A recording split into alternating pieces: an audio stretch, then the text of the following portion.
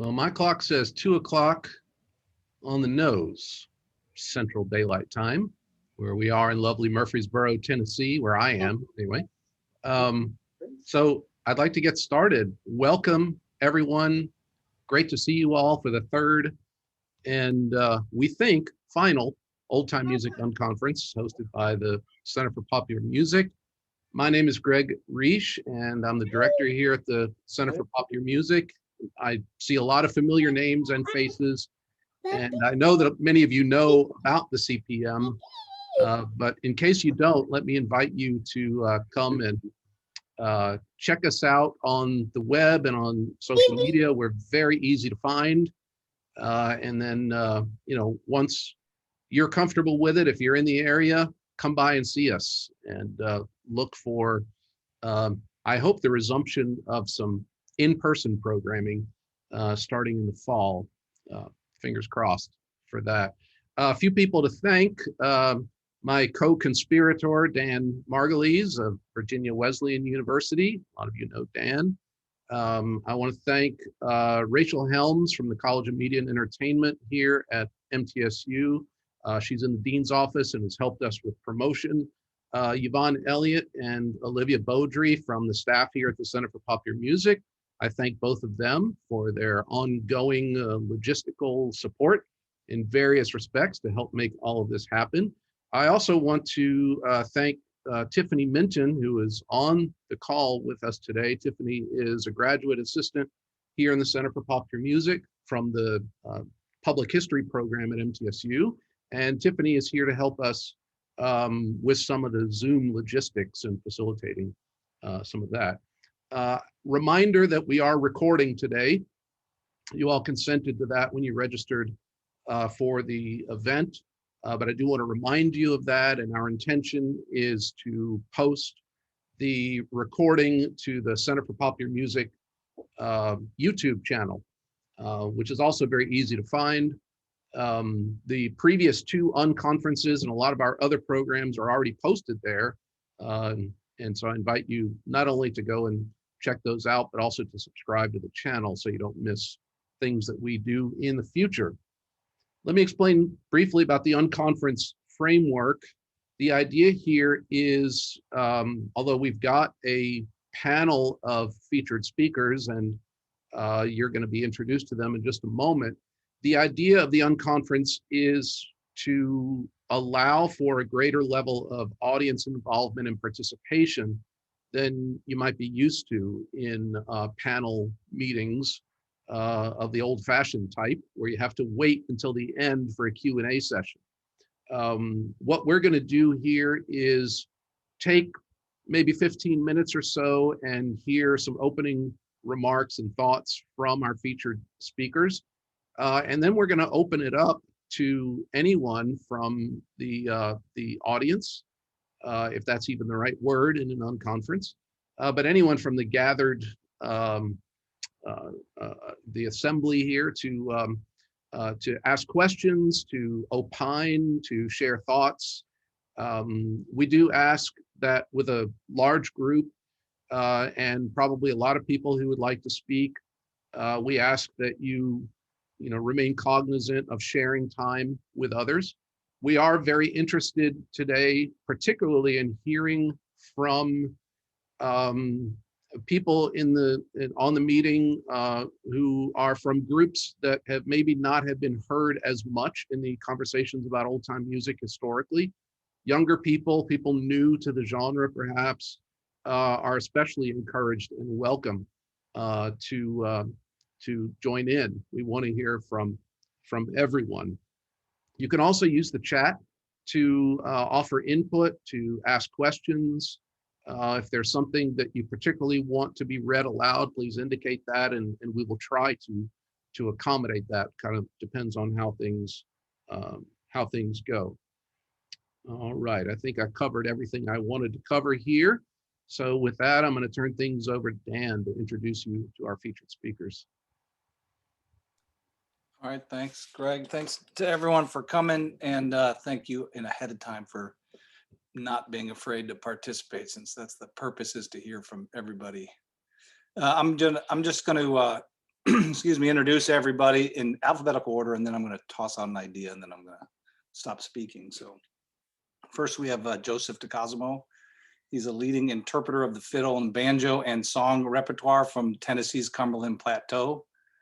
He holds a PhD in American Studies and an MA in folklore, and researches old time music, sound studies, and the ongoing roles that sound technologies play in traditional music making. Next, we have Dr. Sophia Enriquez. She's an ethnomusicologist working at the intersections of Latinx and Appalachian cultures. Her dissertation, just defended this week, Canciones de las Apalaches, is the first full-length study of Latinx creative practices in the Appalachian region and offers new perspectives about migration and belonging in the United States. She's been involved in a variety of public folklore projects in Southern Ohio and the Appalachian region. This fall, Sophia will join the faculty at Duke University as an assistant professor of music, and she'll teach in the program for Latinx studies in the Global South. Thomas Grant Richardson is an independent folklorist, ethnomusicologist, and traditional arts consultant based in Santa Fe, New Mexico. Before beginning freelance work, he was the curator of education at the Birthplace of Country Music Museum in Bristol, Virginia, and Tennessee. Depending on what side of the street you're on. Thomas holds a master's degree in ethnomusicology and a PhD in folklore from Indiana University. And finally, we have Tricia Spencer, is a Kansas fiddler, grew up learning the tradition of old time music from her grandparents. Tricia is a multi-instrumentalist who has studied with some of the great masters and is highly sought after as a performer, dance fiddler, and instructor. And so we all met last week and had an interesting chat. And one of the things that emerged is that we're all working maybe in congruent but different interpretations or understandings of what community and sustainability mean and how we should approach them, think about them, dissect them, or reinforce them. So I just thought it would be interesting for everyone to, well, to start with our speakers. They can think about those two concepts, how they approach them, what ways we can think about it, and then we are going to dive right in. Open discussion. Oh, and anybody can start.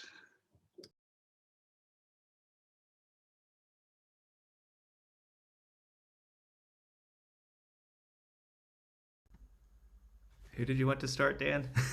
Oh, I said anybody can start, but whoever can't take the silence. So Joseph, your turn. I thought it blipped out, and I was afraid that that you were going alphabetically again. I don't want to start necessarily. I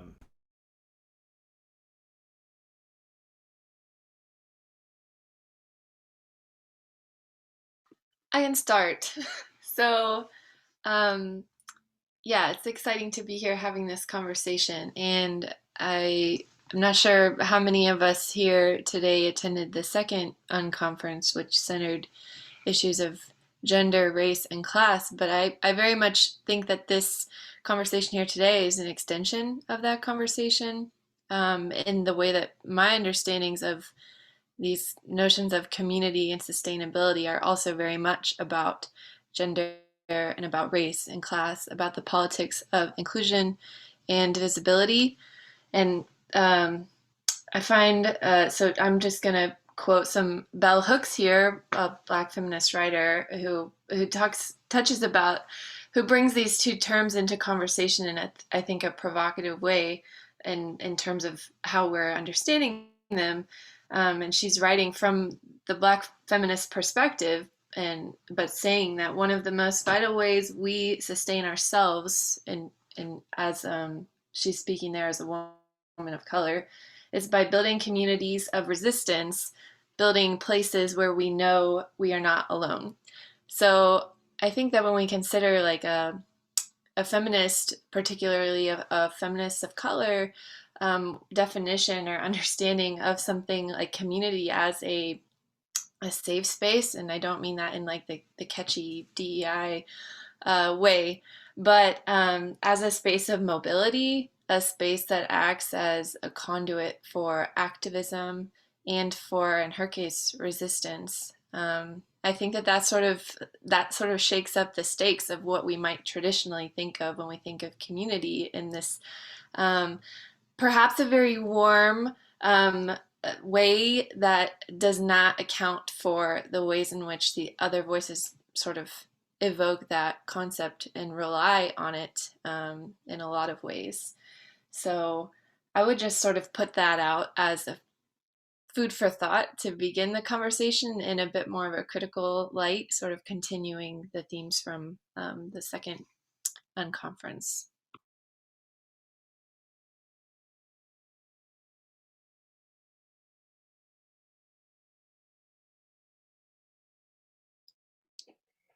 I'll do my best to follow that up. I've been thinking and paying attention to a lot of conversations around the concept of what is what is community in old time music, and I think that the concept, I think the concept of community and sustainability are pretty intertwined, which is to say that they need constant reevaluation and change and adaptation.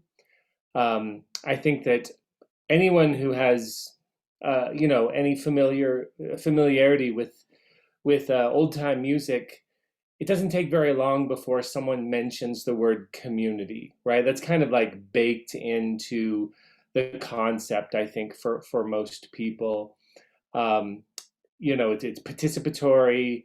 It's more about the doing than the watching or the listening, the dancing, all of that stuff.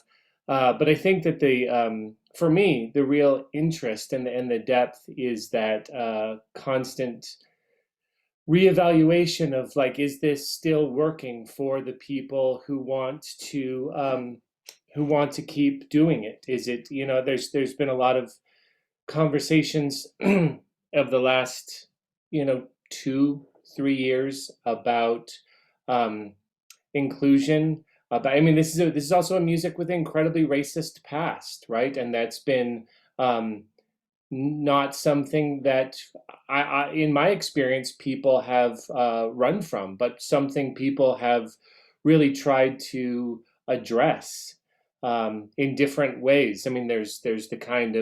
There's one level in which they are trying to excise some of the repertoire or change the repertoire in terms of like what you call a fiddle tune or the words that you sing. That's one way people do it. But I think that the more interesting to me is the way that people think about gathering, think about inclusion on that participatory level, and what kind of behaviors and practices kind of go into that to make sure that it stays a safe space for as many as possible.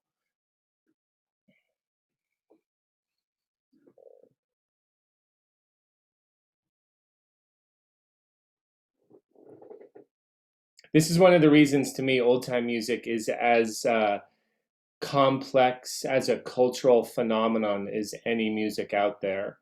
Some hardcore musicologists might say, oh, it's really simple and compared to jazz or classical. But when you take, as a folklorist or an ethnomusicologist or like a cultural anthropologist, these kind of things, if you take the cultural depth and the praxis of community making, I think it is as rich a genre as there is, which is why probably there's a never-ending flow of master's degrees and PhDs on old-time music.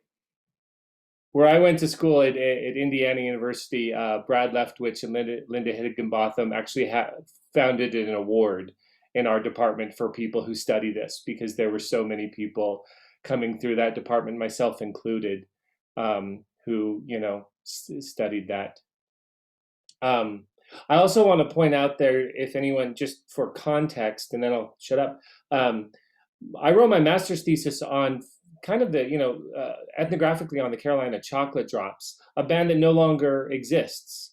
And I wrote my PhD on a community in Toronto that was a very lively, active scene very much engendered and sustained by their participation in Clifftop.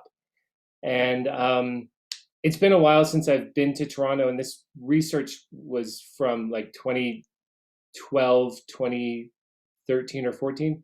But that community is very much not going anymore to the degree it was. So when I think about sustainability, I often wonder what we are talking about. What are we trying to sustain? Those people all know each other and they still are friends and get together, but that music making on a very intense level in Toronto that was happening in 2013. I mean, even pre-pandemic was not happening, and that mostly has to do with the fact that no one can afford to live in Toronto, so people are moving out. But so I mean, there's again so many things. That doesn't mean I think that old time music doesn't have a sustainability component, but it is, I think, important to consider what we mean. I mean, if we mean like livelihood and economic income, it's not very sustainable. As far as I know, maybe Tricia or Joseph can speak to that, who makes some money from it. But outside Ketch Secor and Bruce Molsky, I don't know who's making any money on this.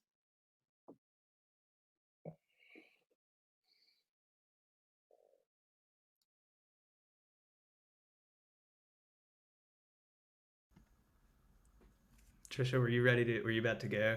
Okay. I have some sort of building on some of what you were saying, Thomas. I'm coming from I kind of question the idea that there is an old time community. I don't necessarily believe it. I think that there's and that the notions of participatory music making, I think that that's one that's one practice. I think what we have is lots of different practices that we could call old time music.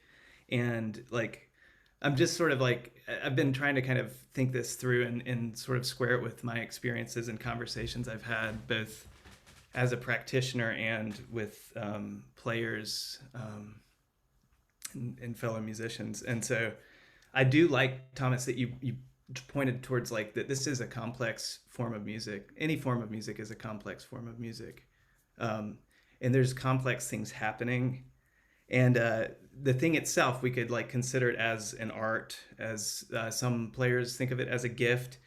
It's historically been a point of interaction, sometimes across racial lines or across class lines, which those interactions have not always been equal or even. It has been places of community where people have been able to gather around a thing, but that's a particular form of community. It's also an embodied practice of listening and learning and then bringing sounds back out. And so that's what the thing is, like that's kind of how I'm thinking of this thing. And because I'm thinking of it in this way, like as this thing that is subject to like aesthetic, interpretive acts and creative acts, and also social kinds of dynamics, and various forms of power. I kind of want to like map out how I think of this, like the uncommunity of this thing, because I think that people love to say, and I think that we've inherited this from weird revival ways of like doing folk music, which are like about come into the circle, this is like a space of inclusion, and we're hearing this again in like new ways. We need to make this thing inclusive. And that's like I'm imagining, I wasn't there for like 70s kind of jams, but, thinking about what people describe it happening at like Galax and stuff, kind of big, massive, throbbing jams, relatively inclusive because, there's not like, maybe not, I'm sure there was hierarchy, but maybe not as much, whatever, I don't know. But I'm just thinking that like the ideas of participatory music, I'm going to kind of push back on this because they can reduce like, or not, I'm not pushing back hard, but I'm just saying like that can take away attention to like the actual practice in the making. And so somehow I want to like incorporate these things. But let's think about like the things that we're talking about when we're talking about community. Sometimes it's like institutional stuff. So think of camps, think of a program like Lee, like ETSU. Um, let's think too like about Facebook groups like Traditional Music Today, and each of these institutions create their own communities. We'll call those communities at that level. And these are like drawing people from all over.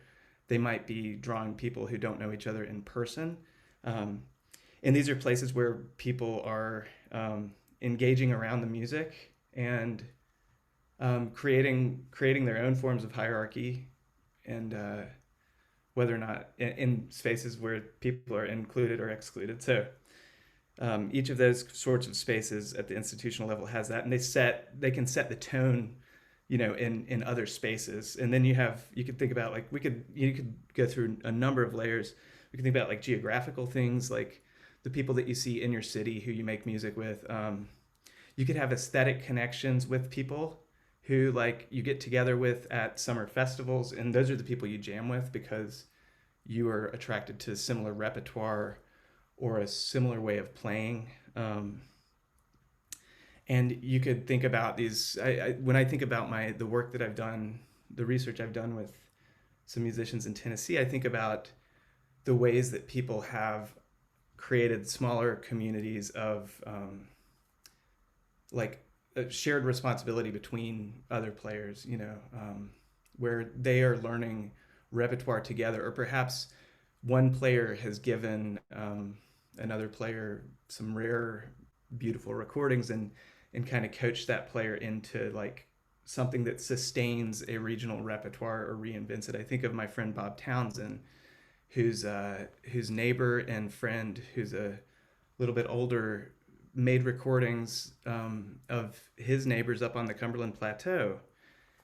And he recorded the music not because he was like archiving it, but because he thought it was beautiful and important and that it was going to be lost. And he was, this was not an institutionally funded thing. This was something that he did out of love for the music and because he cared about his neighbors. And he realized that this thing might go away. And so he made his recordings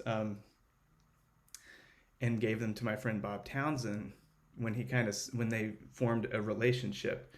And Bob has like kind of tended and brought those rough recordings like back into his body and into his playing. And like in doing so, they've created a relationship, and they've like created a community, a local, very small kind of interpersonal community built around Bob's sense of responsibility. He'll tell me that he's Charles's fiddler, and like, there's a kind of that's a type of community too. So anyway, I think I don't mean to like throw things off.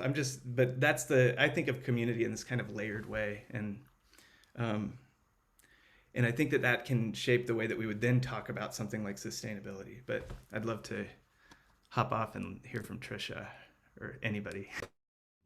I think I can kind of segue in a little bit of what you're talking about, because I'll try to be brief with this, but for like the first 25, 30 years of my own playing, I didn't know you all existed out over there. I didn't know there was festivals. I didn't know there were source recordings. I basically knew of my folks in the Midwest, and so I grew up in a community that was already established and was already doing something and had already kind of had a way of moving. So now, as an individual who has stories and tunes from the Midwest region, it wasn't until I found this other community that was in another place that I realized there was so much depth to the music to begin with, and maybe even depth to my own. We all kind of navigate with some chips on our shoulder. Mine for a while was that I didn't live out in the Appalachian region and played those tunes or had those connections with those folks. And so it made me feel like my regional music actually was not old time. Wasn't until later that now I consider almost all music kind of traditional music in old time. Its time is right here, but as soon as time passes, it's now old. It even learning knee to knee from somebody at a festival, even though it's not a source recording, it is a part of tradition. I don't know, I'm still kind of developing my own ideas, but when I think of community, I feel like I have a responsibility to my little region now, of making sure that maybe the music and the musicians haven't been lost.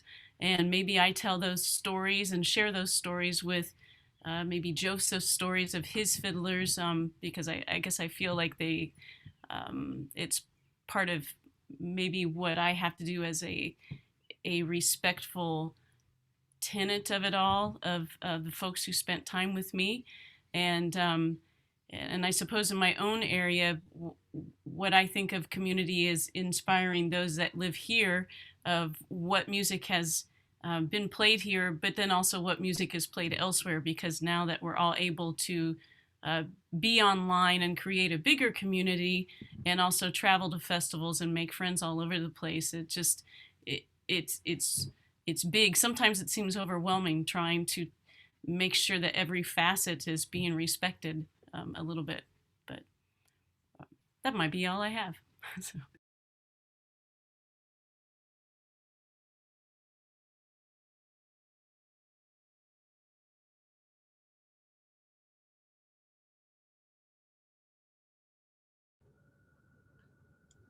Be happy to open up the conversation now to anyone who wants to chime in on these questions of what community and sustainability mean. Maybe I can move things along by throwing out a kind of a related question, which is, why do people come to old time music, and what's the process by which they enter a community or a scene? And the corollary question is important to ask too, in that, what might keep people away from the scene? We're talking about inclusion and exclusion. How do these processes work? And we certainly welcome, personal reflections and your own experiences, or more broad kind of theorizing about any of these issues.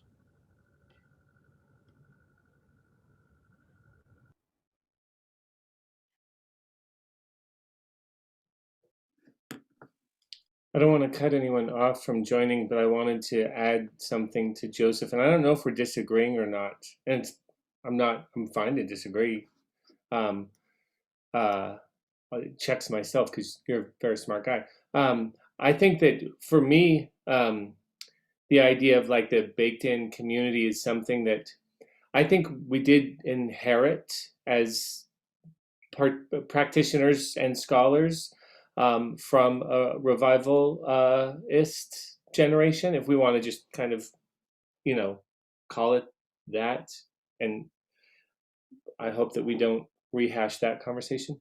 I mean, it's a good one, but I'm just kind of exhausted by it. But I think that I think there was a shift from this personally. I think that there was a shift in the thinking from believing that old time music came from a community, which I think has a lot of romantic nationalist idea of Appalachia. And I think that to kind of what Tricia was getting at is that I think old time music has the capacity to build and create a community, and that's, I think, a shift. And I whether or not there is a quote unquote single monolithic old time community is a tough pill to swallow, and I'm pretty sure I don't agree that there is, but there's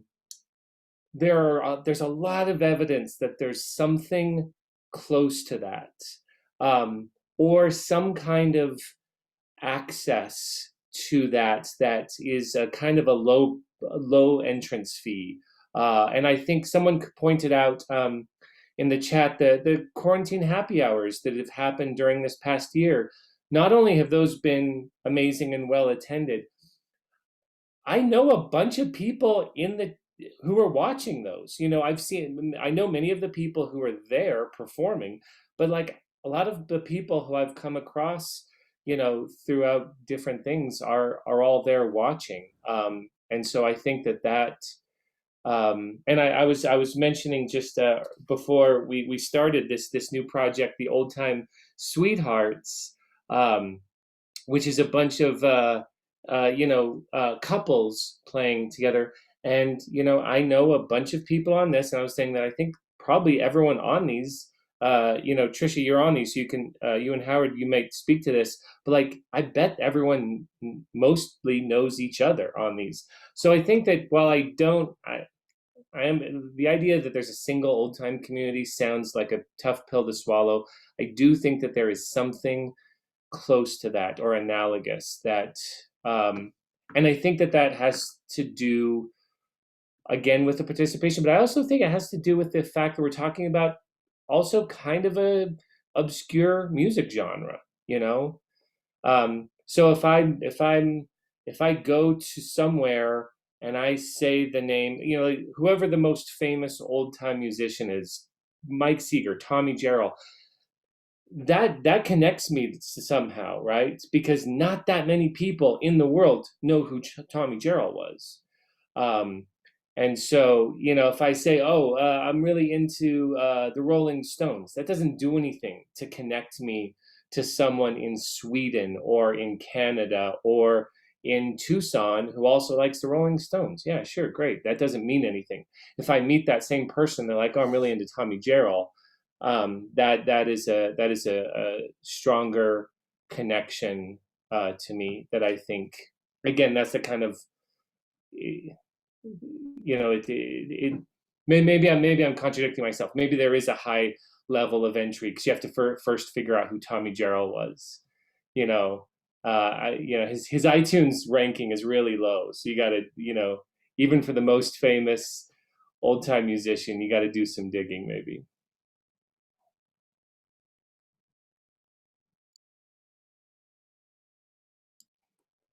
I hope I didn't cut anyone off or kill any flow. Can I just say, go ahead, Tricia. Well, I'm sorry. I got to thinking about something while you were talking, and because I wasn't like in the old time community for many, many years, I do believe that there is like this common language that brings everybody to it. And it might be your instrument, but I think one of the things that I find lovely about this community, if that's what we're calling it, is the love of the tunes, the actual melodies. And I think for a lot of folks who get into it, that's what kind of makes it a little obscure and maybe like kind of punk rockish, is that there's like a handful of tunes that you can grab a hold of and that you might fall for and love. And it seems like to me that when people fall for the old time scene, that it's not about themselves. It's actually kind of about the tune and passing on that same kind of language to the next person or sharing it with the next person. But anyway, I was just thinking about that when you were talking about like the community. I'm not even sure I understand what you and Joseph might be not. I wasn't quite sure what you were meaning, but I wanted to point out that I think for many folks that the music is really about the melodies and the tunes and not so much even about where they came from or who played them. I mean, it might be about that too, but it's about this little language that we share with each other.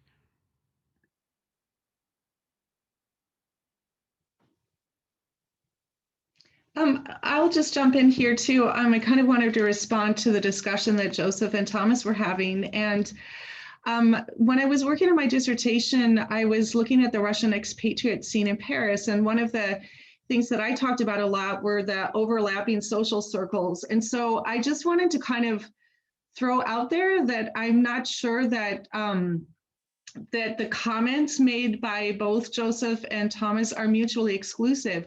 I mean, I think I would like to kind of posit that within like this kind of big amorphous thing that we're sort of trying to define, that there are, I mean, I don't necessarily want to use subgroups, but you know, these overlapping communities of all the different kinds that Joseph was talking about. So I guess I would maybe argue that both things are true. And of course, then you would want to flesh out what that means more, but I don't know that they're mutually exclusive. I appreciate that, and I don't feel like Thomas. I think like we're kind of hashing out like some sort of similar idea, but I wanted to like call that the thing, because people love to be like, oh, the old time community feels this way about this thing, and it's like one of those obnoxious like rhetorical things that happens and it probably happens in other music communities, but I'm like most aware of it there, and so I think I wanted to just say like, well, there might be that thing, and you know, there is this like people drawn to this set of sounds that are organized in a particular way, and then like they get to do it themselves or with others, make that music or something.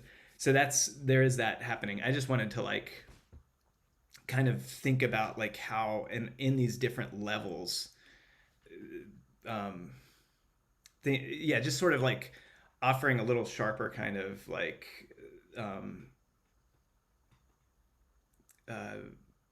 a sharper kind of approach to like, or more differentiated kind of approach to thinking about community, and realizing that things are like forming and dissolving and stuff perpetually and overlapping as well, to get into some like Stephen Feldian kinds of ideas we can talk about so Thomas, I appreciate like both of these thoughts. And then I think it begs questions though about like how, you know, at different levels you have different power is like one way to think about this is like community and power, and like now it's like 90s time, but community and like who's wielding power in these different like spaces, and then and how does that create situations that are sustainable or aren't sustainable for certain groups or musical practitioners.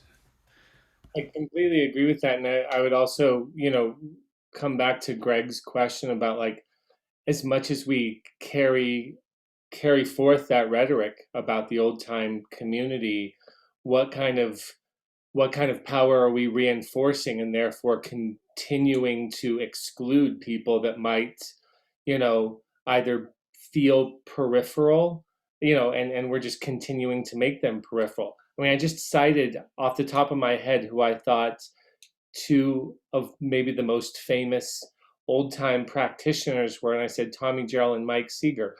Tommy Jarrell and Mike Seeger look a lot like the same person, you know. And I think that when we talk about you know, communities of color, queer, you know, non-binary, even you know, even the, you know, even a gender, you know, gap. There's a lot of you know, there's a lot fraught with these concepts.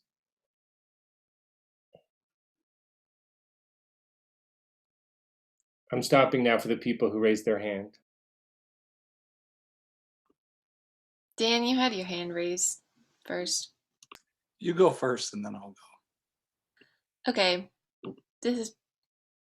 I just maybe want to put a wrench in the conversation and prompt us to think about how, you know, even in this conversation itself, there are probably folks who feel peripheral because of, I think that we've heard a lot about, you know, the sort of, I mean, to me, if I'm thinking about what if I came into this unconference, you know, as someone vaguely interested in old time music with no, like, all respect intended, I would be totally lost, right? Like this would not be an accessible conversation to me.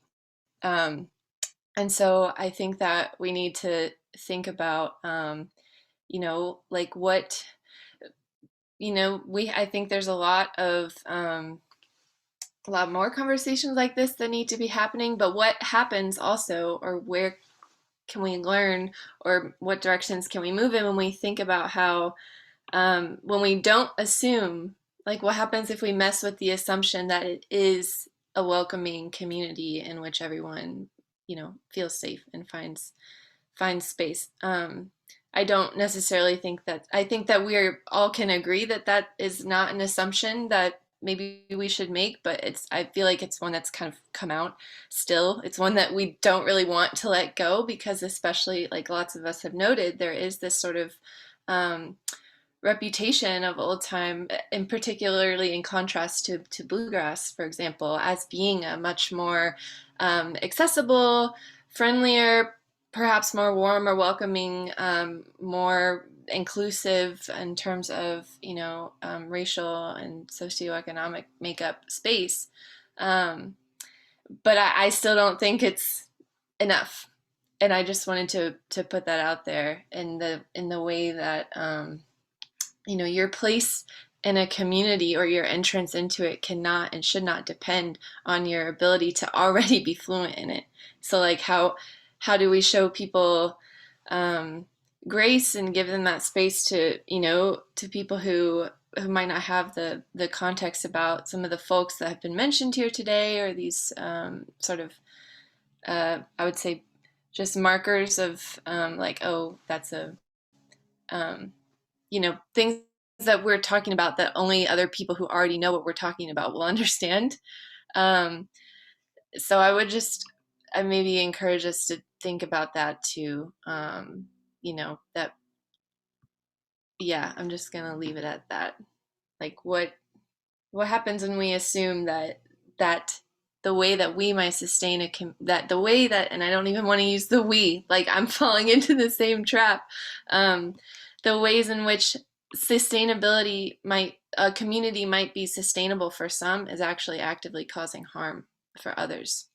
And I could expand, but I'll just leave it there. I'm glad Sophia went right before me, because this kind of follows directly on what she's saying, kind of thinking about community and inclusion. And Joseph and Thomas were both using all these words, which I was busy scribbling down, like power, hierarchy, uncommunity, which I really like. And also I'll just call it celebrity, like Tommy Jarrell, is kind of the one that everybody knows, or Seeker. These are celebrity names. Tricia, on the other hand, is talking about responsibility, inspiration for local people, connections drawn between things, and sound, which is like an ineffable thing that you emotionally feel before you process it in any other kind of way. We all end up processing it. But so I just want to throw out 4 quick concepts and kind of see, and just throw out my theory, which kind of ties into what Sophia was saying, which is a lot of that kind of hierarchy, power, and the uncommunities, those are scenes rather than communities. So when Joseph says it's an uncommunity, that means it's like a scene rather than a community. And then I think communitarianism, which is related to but very separable from community. And so I would argue that sustainability comes from communitarianism, which is, following what Sophia is saying, not exclusive. I mean, communities are by definition kind of inclusionary and exclusionary, whereas communitarianism can snake through it. So I was just wondering, I mean, that's my theory, but I'm just wondering what everyone thinks about that notion that sustainability and cultural sustainability rests very deeply on this notion of communitarianism, and it might actually be actively impeded by or shaped by, in different ways, scenes, communities, and uncommunities, which is absolutely a term I'm going to steal, but I'll cite you from now on, Joseph, for sure.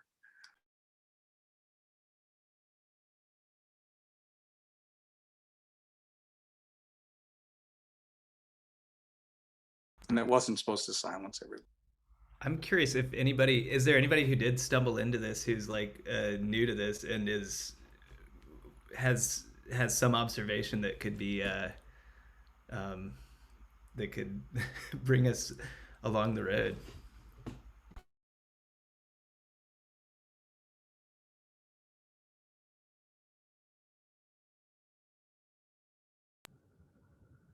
Alexandra?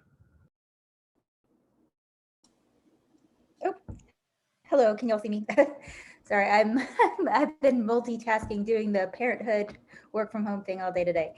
So thank you. Yeah, I will just kind of just describe my personal experience. I don't have any commentary, but and then kind of leave it there. So I grew up Mexican American. My parents are from Mexico. I grew up mostly in the United States, and probably about 15 years ago, I discovered jug band music, which led me down the rabbit hole of learning about bluegrass and old time music and all this Americana music that I personally did not grow up with because it was not part of my tradition, but I found it very interesting. And so it has definitely personally been an interesting journey for me to kind of be one of the, usually like the only person of color in a lot of these jams and spaces. So, and then what happens when I sort of start to try to meld together, like, oh, what if I try to write a Spanish version of this old time music? Like, what happens to that then? And so, anyway, so for me, it's just sort of been this exploration of like, yeah, what, when you have someone like I am sort of outside that culture, and then I'm trying to mix it with my culture, like, where does that all fit in? So anyway, I just wanted to share that.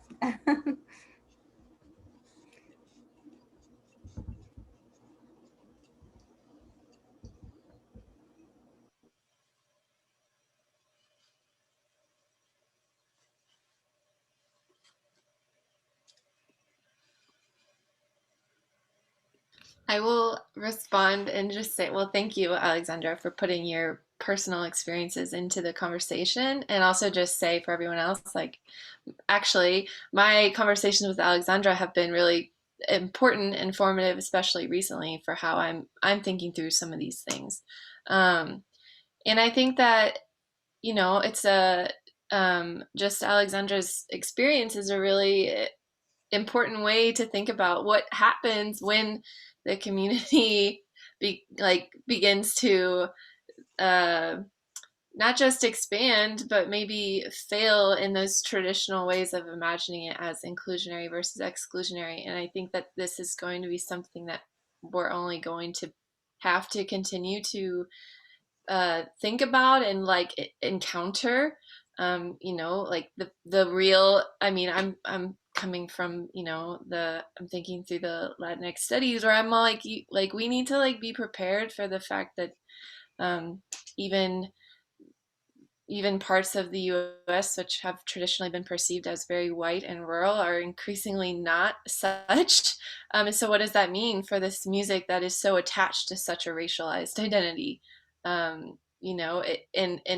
if there's not these conversations now and an intentionality about how some of these paradigms, which may or may not work for everyone right now, will or will not work in the future, like we're kind of in for it. So I think that we need to view these new directions, an old time repertoire completely in Espanol, with expectation and not in novelty, or not viewed not viewed as novelty or sort of ooh, but that's the reality. And those are the realities of, I think, what we're going to be having to think through years down the line, or should be thinking through now. And I'll stop.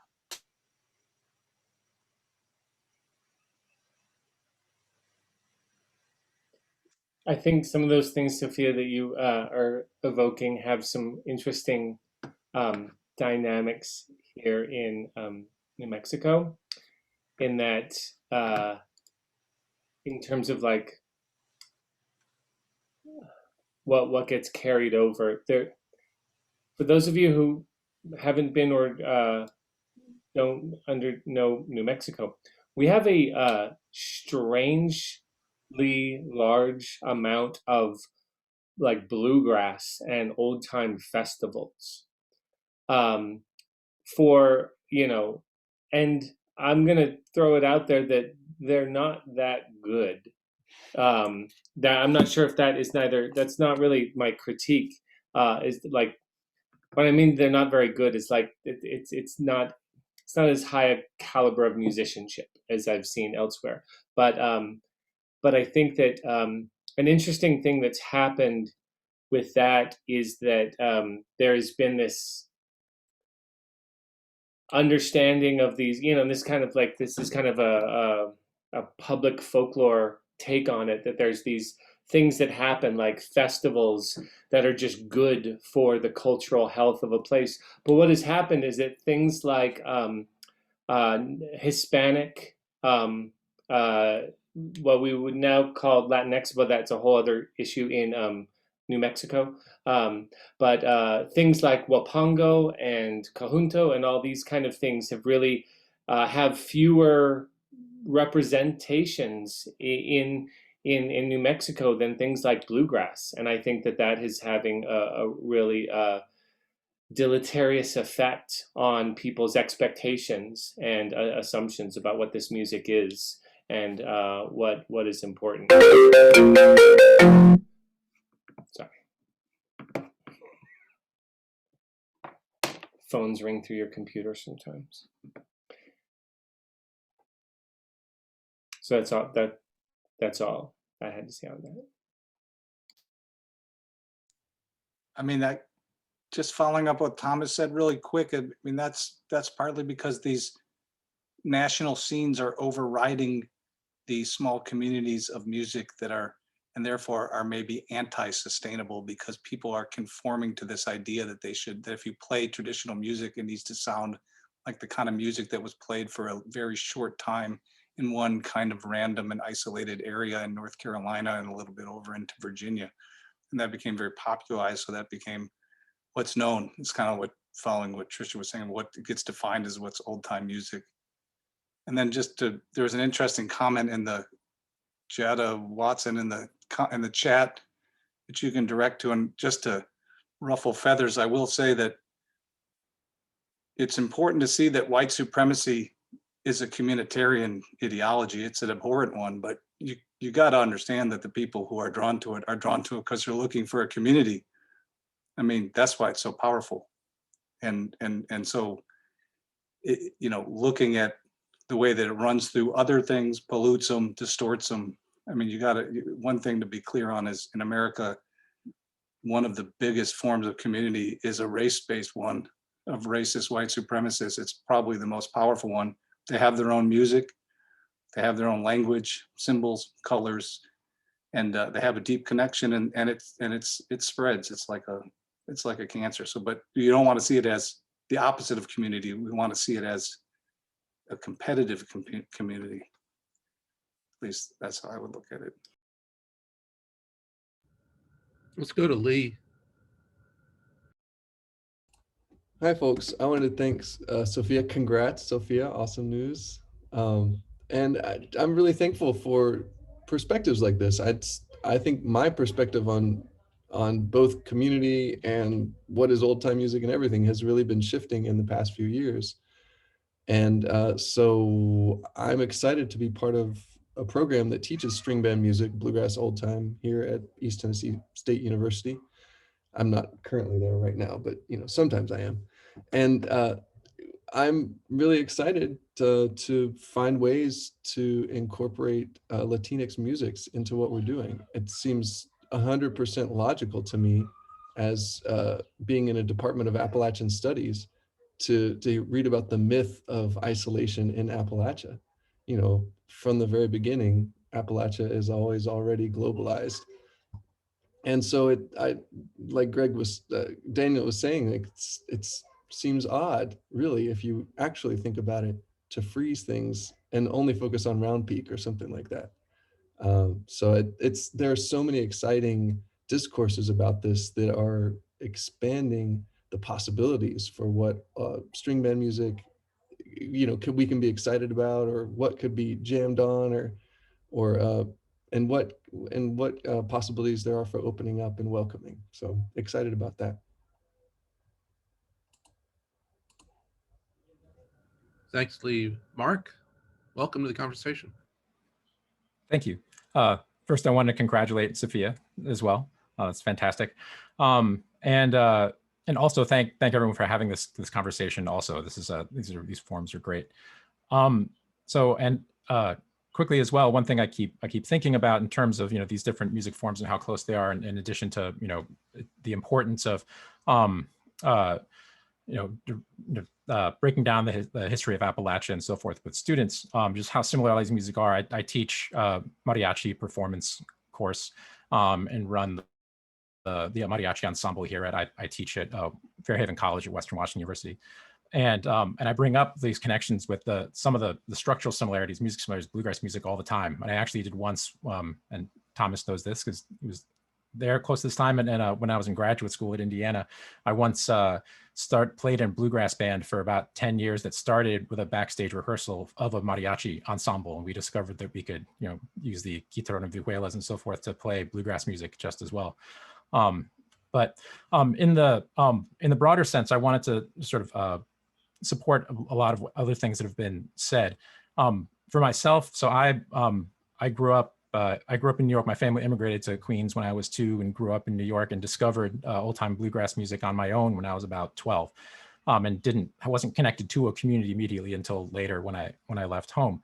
And something that I discovered when I did that and was then started, playing in a bunch of different communities and so forth, was that it did feel very welcoming in the sense that if you knew the repertoire, you knew the tunes, didn't hurt to play bass fiddle where you were always very welcome at any session, that it was very welcoming in that sense. But then I think that as I sort of grew more into those scenes, and then, now as someone who's been, thinking and teaching and writing about this music for close to a couple decades now, there's a couple of things about that issue and about the notion of these communities being very welcoming, even to someone who is not growing up in that region and growing up with all of those connections, is that one, that inclusivity has to happen basically from scratch every time. The fact of the matter is I have to have these conversations with folks. If I'm going into a festival I've not been to before, I can build that rapport, but because I don't fit into a lot of the easy demographics of those groups, you have to demonstrate that, oh yeah, I do know this tune and that tune and who Mike Seeger is and all of those kinds of things. You sort of have to demonstrate that every time from scratch, which is not true for people that grew up in these communities like that. And secondly, I think that there is, when we talk about the inclusion of these communities, something that's happened a lot, and I think perhaps sometimes more so in old-time communities and bluegrass communities, is the sort of, because of the notion that old-time communities are very inclusive, there is a strive for that leads inevitably to a fairly extreme tokenism. So a lot of the times I find if I'm in a community like that, everyone's so excited. Look, there's a brown person, from New York, and then and that's great. And then there's an inclusion there because for the same reason that I'm including communities, but there's also a definite sense that sort of that desire, the fact that I know that I'm sort of making a community feel like it's inclusive because maybe I'm the only person of color in this festival or so forth. Inherently becomes exclusionary and feels exclusionary. You're always going to feel a bit on the outside if you know that you're basically there because someone is trying to demonstrate the inclusiveness of the community is sort of inherently exclusive. And that's something that I've certainly seen with other communities and other folks I've talked to within these scenes.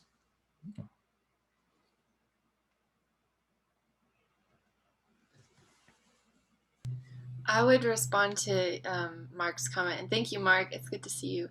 And Mark, in his sharing of his experiences, is someone else who's shaped the way that I think about these things a lot too. And I would just argue along those lines that the labor of sustainability will always fall unevenly, right, on the people who are often already in the most precarious positions. I mean, this is reflected in the Black Ecological Feminist Scholarship on Ecological Sustainability, which I think is, that's sort of the most scientific construction of sustainability, but I think one that's relevant here, right? And this sort of widespread notion that communities of color are very much not involved in discussions of sustainability or efforts in terms of ecological and environmental and sustainability, when in reality that they are often the most responsible and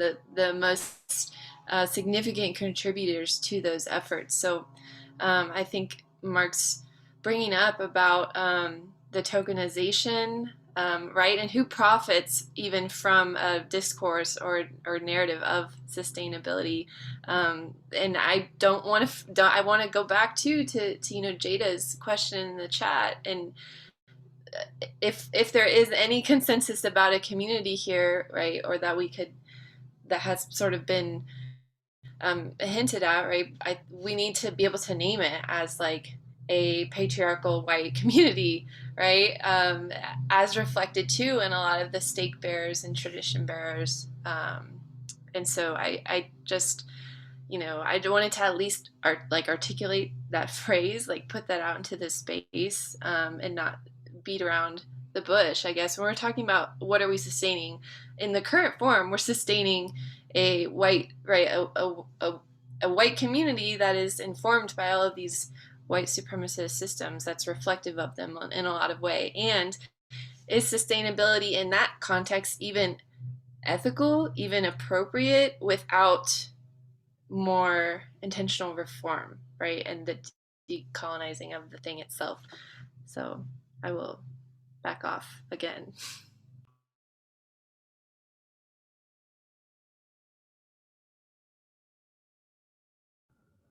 James, I see your hand up. Go right ahead. Yeah, I'm not a old time expert at all. I'm an ethnomusicologist who teaches about folk music, and so I'm interested as a teacher. But now I'm interested for other reasons too, from this stimulating discussion. But maybe just I have a couple of different things that I'd like to hear experts talk on. Maybe most immediately on what Sophia was just talking about in terms of the labor of sustainability. That's really interesting to me because it seems to me like a lot of the ways that, and I don't love just sitting back on how do we define terms. I don't know, that's not always the most useful thing to do, but I hear a lot of people talking about community as though it's a group of people, right? As opposed to the relationship that's fostered between people, right? Fostering a sense of community, right? It seems like a small distinction maybe, but it seems important to me. So when we think about, if we're sustaining something, what we're sustaining is a white community. Is what we mean a group of people dominated by white male and so on, or a environment in which the musical participation fosters asymmetrically positive relationships of belonging and so forth between certain people that belong to certain kinds of groups. And maybe just as a last push on this is the concept of sustainability, right? If we're trying to sustain something in other contexts where I've heard sustainability talked about in musical contexts, it's often put in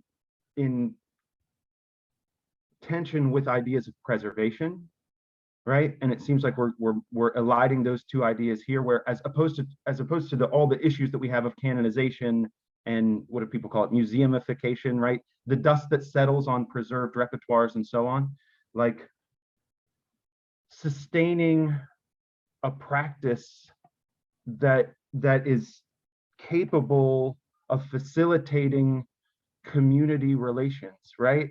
Like if sustainability requires the efforts of academics to do it, like what is it about, like is it like that Tricia was talking about, that okay, the power of the song, the power of the sound, the power of the music, the power of performance, is it not capable of sustaining itself, or sustaining itself only in its own way? And is it likely that the kind of I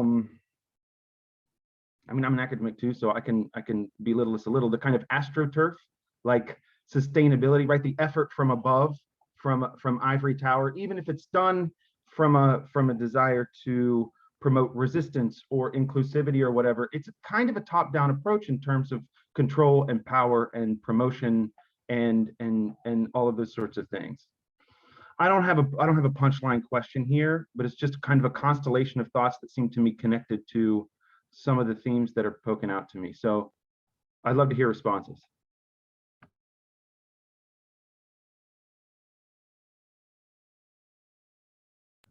Any immediate responses to that before I see Genevieve has her hand up, but before that, any comments specifically regarding what James just talked about?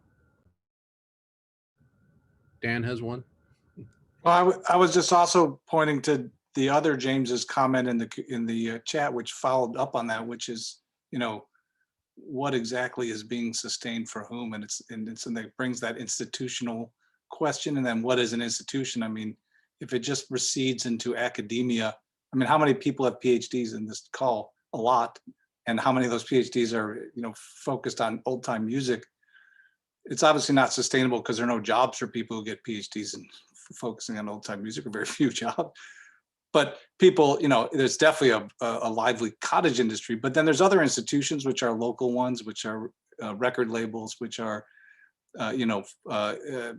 digital archives. I mean, so I think the sustainable, again, kind of like thinking the community building kind of stuff that Tricia's building on is like a DIY kind of efforts. And the sustainable efforts are the institutions that are built that have real roots, that have real purpose, whereas the unsustainable or less or otherwise sustainable, sideways sustainable uncommunities are like the scenes that are told that James talks about in the chat, which is the quarantine happy hour. It's very cool.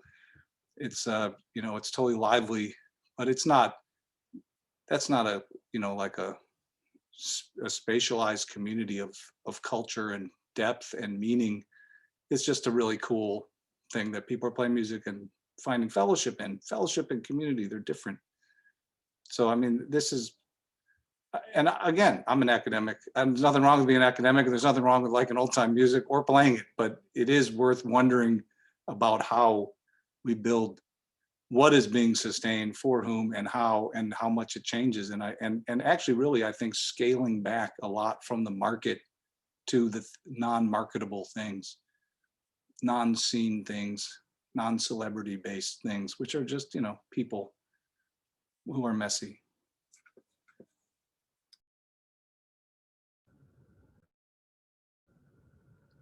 Genevieve, I know you've been waiting patiently. Genevieve. Hi, I'm gonna stay on audio only, but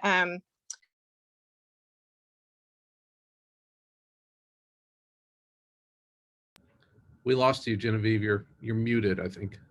oh, did it go on mute again? Sorry. Hello? Now you're good. Okay, great.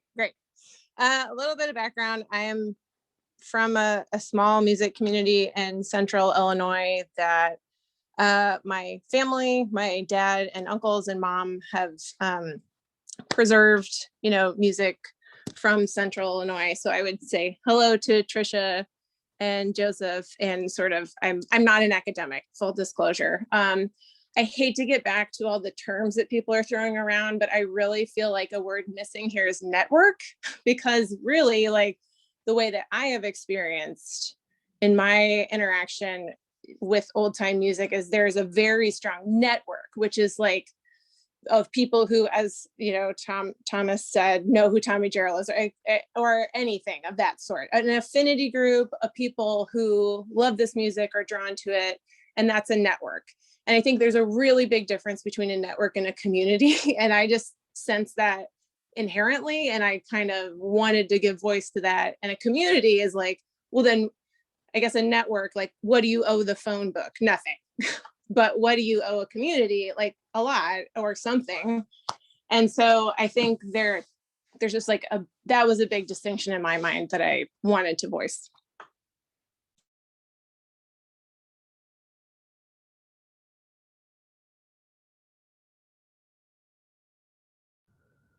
Tommy, good to see you.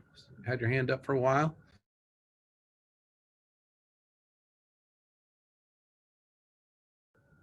Can't hear you, Tommy. Okay, there. I thought you had to unmute me. I was fortunate to come into the group of people in Durham and Chapel Hill quite early, like not just when they started, but like 69 and 70. And to me, that was, I'm not sure I get Genevieve's distinction between the network and the community, but there was a community of people or a group of people that was Tommy Thompson and Al McCandless and Jim Watson and Bobby Thompson. They were all, and I was like a kid compared to them. I was pretty much still a teenager, but they were very welcoming to me. And I mean, that's how I got into this, how I knew about Charlie Poole and Gid Tanner and the Skillet Lickers, and not so much the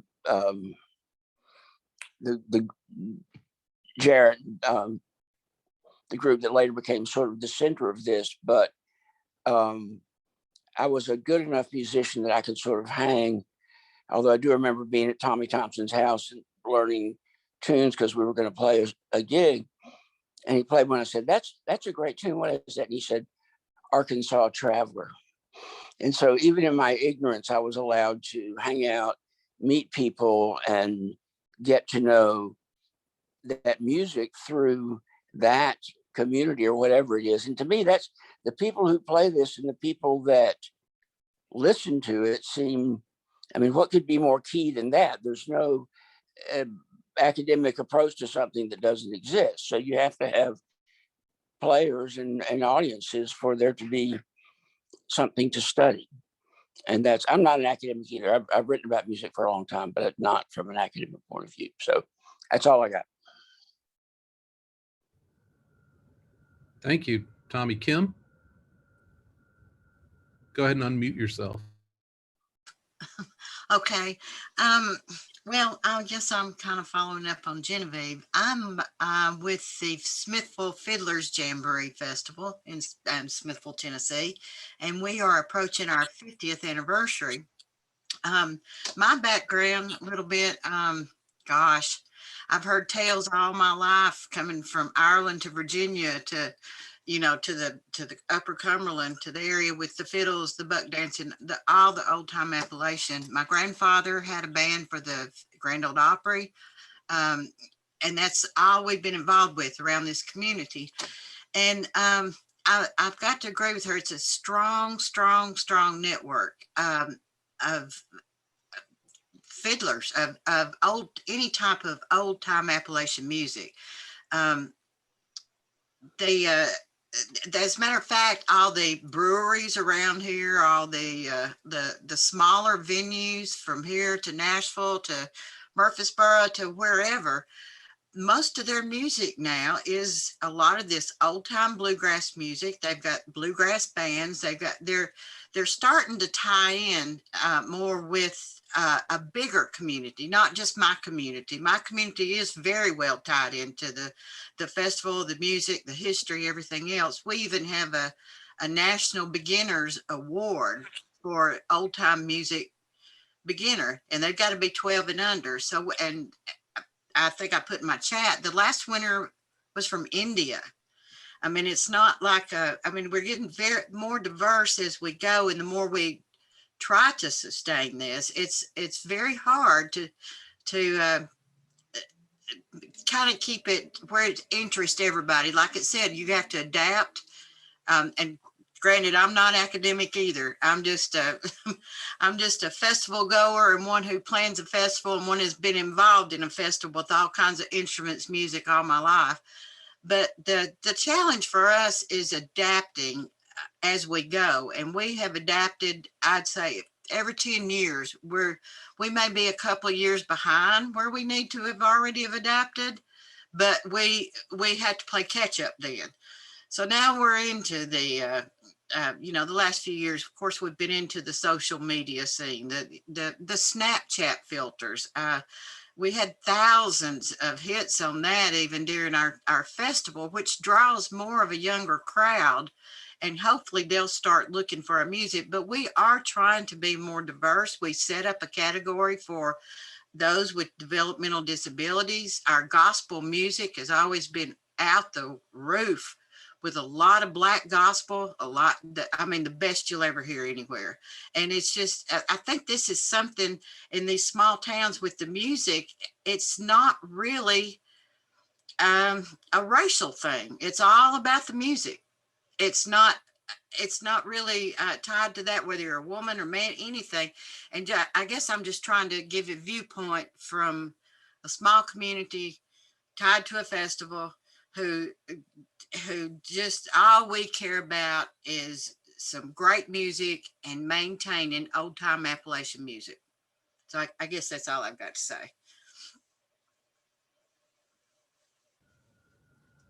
Thanks. We have about 15 minutes left, and a number of people have alluded to education, instruction, and various kinds of institutions that are specifically devoted to that. I would love us maybe to steer the conversation back to some of those educational institutions,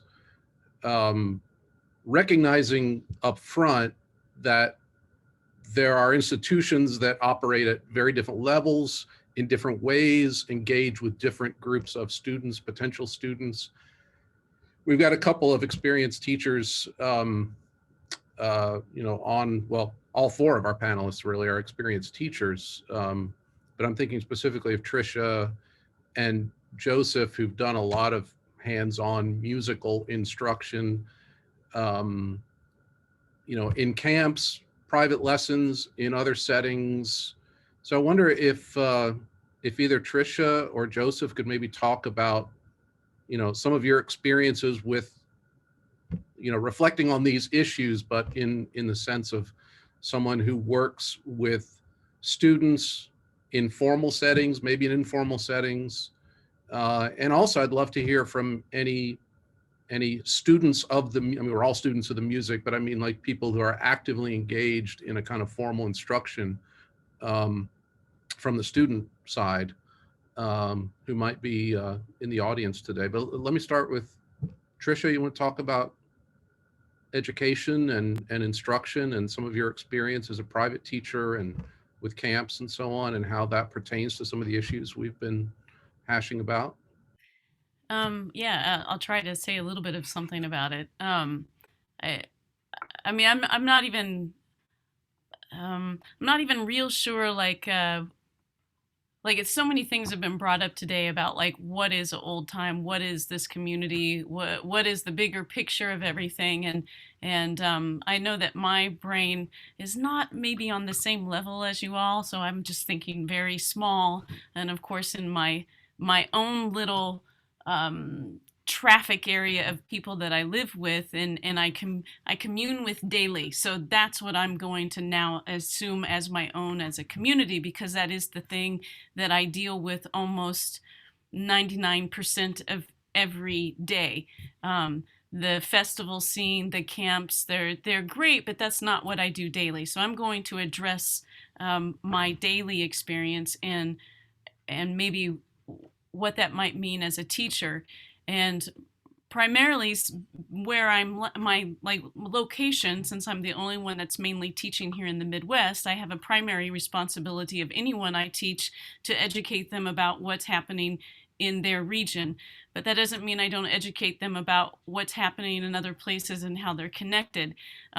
Sometimes folks aren't ready for that. Sometimes folks just want a tune, and in which case I just give them a tune. Sometimes they don't even really care about the tune, they want a story, so I give them the story of how it might directly impact them. But I think being kind of open to what anyone is needing, the primary thing here is to kind of make it fun so that it can be sustainable. I don't think things are normally sustainable if there's not some kind of enjoyment that we all get from it. And whether it be like hanging with people or learning about a different fiddler or even learning about a different genre. And so I guess when I'm teaching or when I'm trying to teach people in my area, I'm the main goal is to make it fun, make it be something that when we all get together, it's fun for everybody there. And when I mean everybody, I mean everybody. When you boil all of this down, it's really nothing but rhythm being passed from one person to another. And whether it be through dance, whether it be through a tune, whether it be through melody, maybe it's nothing, maybe it's the space in between tunes. And to me, that's the part of the community. So I try to impart that with the students that I have, trying to let them see where the big picture is, and as well as camps, because we all normally have some kind of music that has is bubbling inside of us from a future, like a past family member. And I really don't know what you want me to say other than that's what I try to impart as a teacher. So, what this all is in a very small, like, molecule, and that is, it's a transmission of one thing to another, and thank goodness there are still folks that are interested in wanting it. So that's it.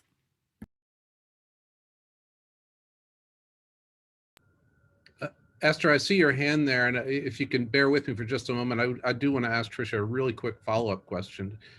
Do you feel like when you're teaching students, especially young students, are you just thinking about teaching tunes and how to play the instrument? Or are you teaching something else are you imparting something else that's beyond the technical musical aspects of it? They don't know it, but yes, I'm imparting kind of the do-it-yourself method of what living is all about, and that is trying to do something real, whether you're good at it or not. Trying to learn about something that maybe you didn't even know would be important to you. So yeah, my time, I think it's a true gift if anybody wants to sit with me. And I say that because I had many, many older generations that took time out of their day and lives to impart a small piece of American music, communion, whatever it might be. They did that for me, and it wasn't for money.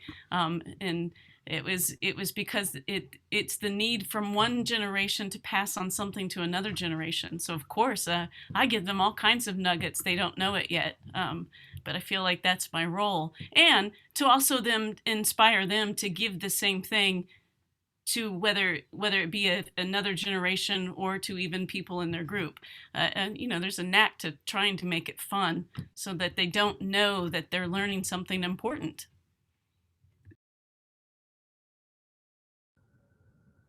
Esther, thanks you for waiting. Yeah, just because we're talking about institutions, and because Tricia started off her comments talking about how she wanted to keep it sort of local and the people that she sees every day. I can't help but be so aware of the fact that Tricia is a major part of my local old time community here in rural Georgia. And so I'm a totally average fiddler who spends 2 or 4 hours every week getting together with local people and playing tunes. And camp and festival life is a big thing for all of us. We've all taken classes from Tricia. We all know her. We all listen to all of her CDs all the time. And we play one of her tunes we play a dozen of her tunes every time we get together, and we talk about her. I'm sorry if this is a little creepy, but she is one of many people who we all know and who we all really love and value, who's always with us in spirit every time we play, and part of what ties us together as a community, and then also part of what makes us feel connected to a larger old time community, I would say. So.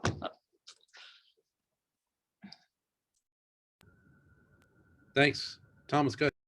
I would just like to respond to something you asked Greg earlier when you asked Tricia, what are you teaching?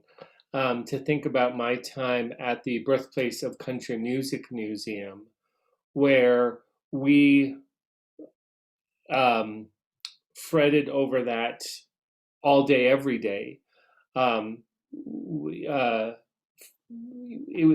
Bristol, Tennessee, Virginia is where the Bristol sessions were, Jimmy Rogers, Carter family, the Big Bang, as they call it. So, but everyone there was, this, egghead with a PhD in this stuff. And we're like, well, is it really the birthplace? Well, what about these early recordings? Like, it was first recorded in 1923. What about New Jersey?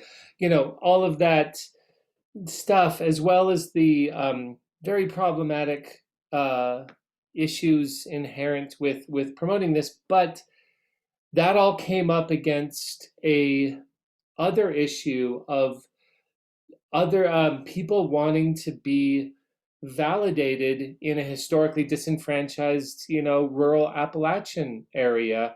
So just this great full-throated, endorsement of there's nothing wrong with fiddle music. Fiddle music is great. Banjos aren't backward. backwoods banjos are fantastic.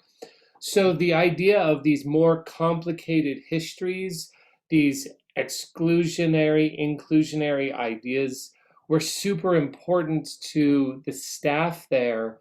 And we dealt with this on a very mixed level of reception, because a lot of people were still fighting what we thought was an older generation's battle. You know, the staff was like, who thinks that banjos are backwoods? Like we're that's not an anxiety that we had. But it was, so I think that what I'm getting at is this kind of like, I think it is really important intersectionality of historic issues of inclusion and exclusion. And when we think about what we are teaching to, you know, these might not all be foregrounded to different audiences, right? But I think that it is so important that those teaching it have this kind of depth of understanding, because I think it's a hard line to walk. It was a very hard line for us to walk in, or maybe still is, hard line for me to walk when I was there in Bristol. But I will say that a lot of the things that we are talking about in terms of sustainability and inclusion got a big boost from this fancy, you know, museum with the Smithsonian label stamped on the front door, with, you know, interactives, all the kind of structures of power and authority. And I think Lee Bidgood was a really important advisor on that. I was hoping he would chime in on that, but I think he's left. Anyway, I just wanted to put that out there, that the question of like, what are you teaching? Are you teaching the music? Are you teaching all that comes with the music? Is like such a huge and important question.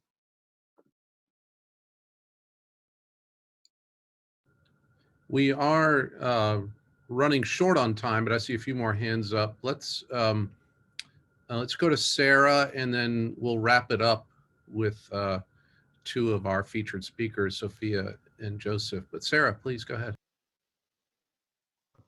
Hi, everybody. Thanks for hosting this today.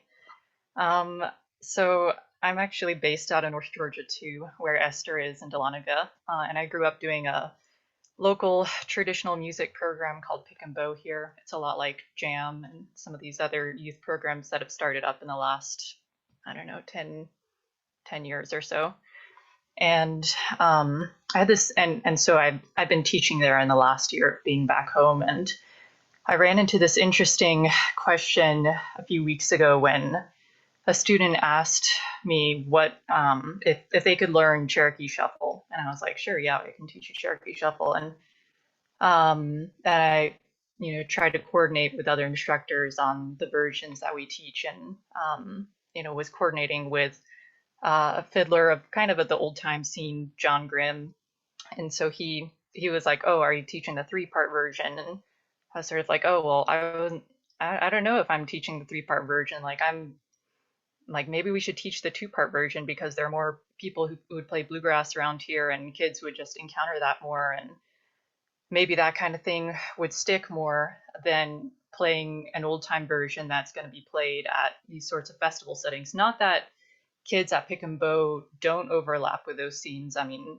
I ended up, you know, becoming involved in scenes like that too, and I'm glad to know those more old time versions. I don't know, I hesitate to call things more old time anyway, but you get my gist, that there are different versions of tunes. And I saw Joseph's comment about repertoire, which is really helpful to read, because I think deciding who decides what repertoire does have a lot of power. And as far as that Cherokee Shuffle episode, we ended up deciding to teach the 2-part version that kids would probably encounter more locally. But I'm just curious to hear from other educators here what kinds of things they think about when teaching and thinking about how that tune is going to be amplified, and whether like it's more sustainable to teach a tune that will survive in the feedback loop locally, or will have its own life outside of that local loop. Or if, I mean, the other thought as I was going through these different versions of Cherokee Shuffle, like going to Slippery Hill, which one am I going to choose? Should I just choose one that's like going to combine some elements of each, but is that going to distort like the thing that ends up getting put out into the community? Like, I know those are some of the things that I remember kind of grappling with, and I'm just curious to hear y'all's thoughts on how you consider that in a way that different versions of tunes live on, and especially from the sustainability standpoint, like, because I think locally, like, most kids are not going to be super involved in this sort of trans-geographical old-time scene, but I want them to give, it's all about the sound too, and I want them to hear that sound that they might end up liking a lot, and it just happens to be in that sort of less geographically based old time community sound. But anyway, you get my gist. That's kind of what I've been wondering about lately. I think some of what you're talking about relates back to points that others have made about regional traditions being in one way or another kind of overrun by a kind of geographically broad, homogenized tradition. But then there are plenty of examples, as the one that Joseph was talking about towards the beginning of the session, where regional traditions, even micro-regional traditions, are maintained through a deliberate effort. So we're almost out of time, but I as I said, I want to get to Joseph, and then we'll give Sophia the last word here. Go ahead, Joseph. Sorry, I'll be quick. And Sarah, I appreciate that. Such a good question. And then it's like, and Kim working in Smithville, like on the ground, that kind of stuff is, that's, and I think Tricia, you're very on the ground too. Like you bring us back down. And I appreciate that. Like, I don't know what the answer to that question is. But what I was thinking, you asked earlier, Greg, about the teaching thing, and I just was thinking about this, and I feel like this stuff like is a commodity in a sense, and there's this sort of format in which it's taught, and I don't know that it's like productive, and it's sort of, it doesn't make for excellent music. We could say that it makes for like mediocre music. And that's kind of like the reality of the thing, and that's fine. Like, that's kind of fine.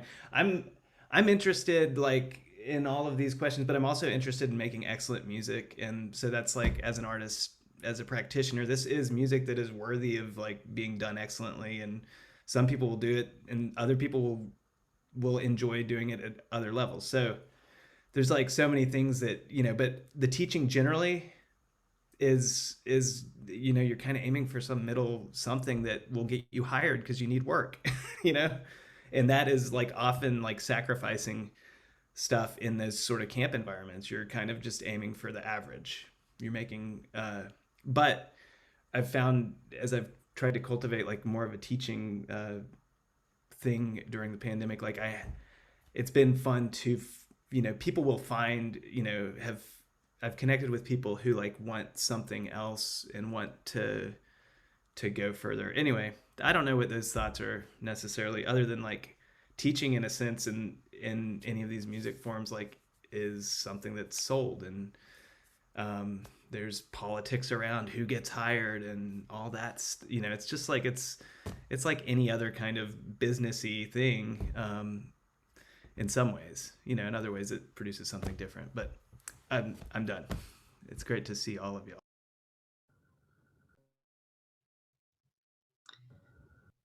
Okay, I guess I'm tasked with closing us out here, and I wanted to also affirm, especially Tricia's remarks.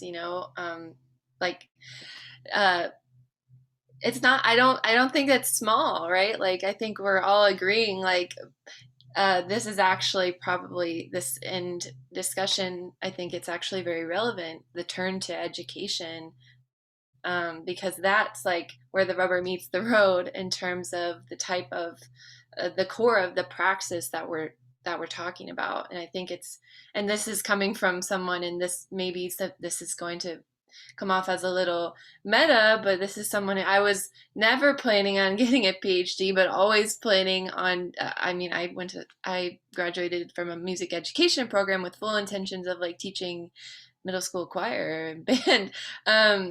And so in those practices of teaching and learning, I think is when we show how we perceive the stakes of the very thing that we are teaching about and or learning. You know, why does it matter? And why should it matter for you in this relationship of teacher and student? Like, why does it matter? And I think that those exchanges of showing, like, showing the cards to a student and saying, there is something here for you. I can't be the one to, I can't tell you what it is for you. And like we've hinted at these different things, for some people it's a love of it's the mastery, it's the technique, it's the music itself. Other people it's a connection to heritage, right, to community, to these sort of the affective dimension of these traditions. And so I think that the nuance of how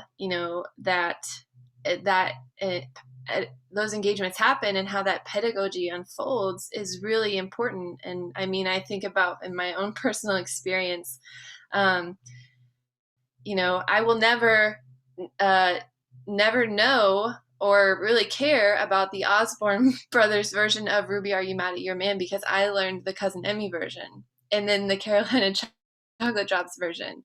And for a young woman, like, being introduced into these styles, and a young, like, Mexican American woman, that was crucial, that the version, the thing that I took away from it was not the Osborne brothers, like, but goodbye.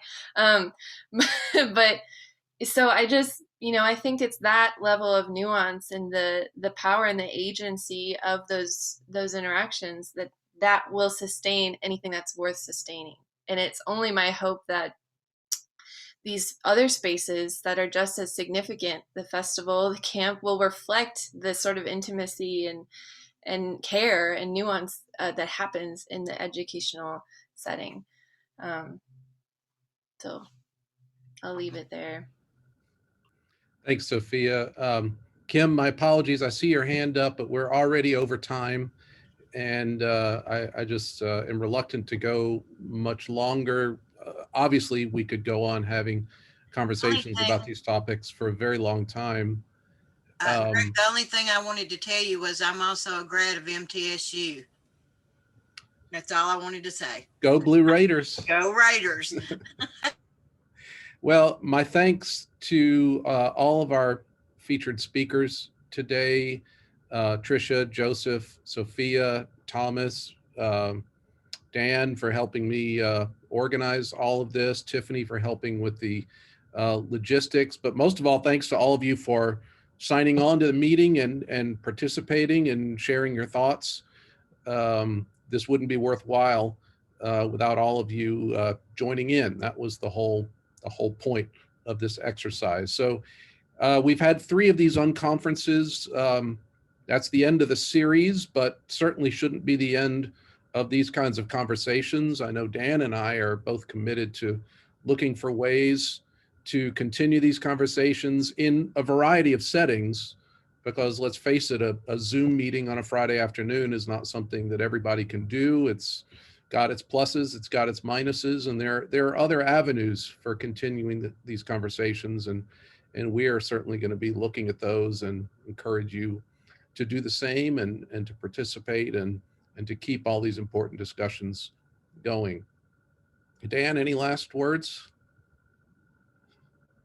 No, I'd echo everything Greg said. Thanks to all the participants, and it's been super interesting. I mean, honestly, Greg and I were convening this to get just to as we were talking about stuff, we thought it would be fun to bring together people of all different interests and backgrounds, and it worked out really well. And I've been furiously writing everything down. We're thinking about it. We have a lot to talk about, but we'll definitely be re-emerging with some sort of something to operationalize everything we've been talking about and keep it going. So thank you. Thanks again to everybody. Enjoy your weekends. I hope to see you all in person sometime soon. Bye-bye.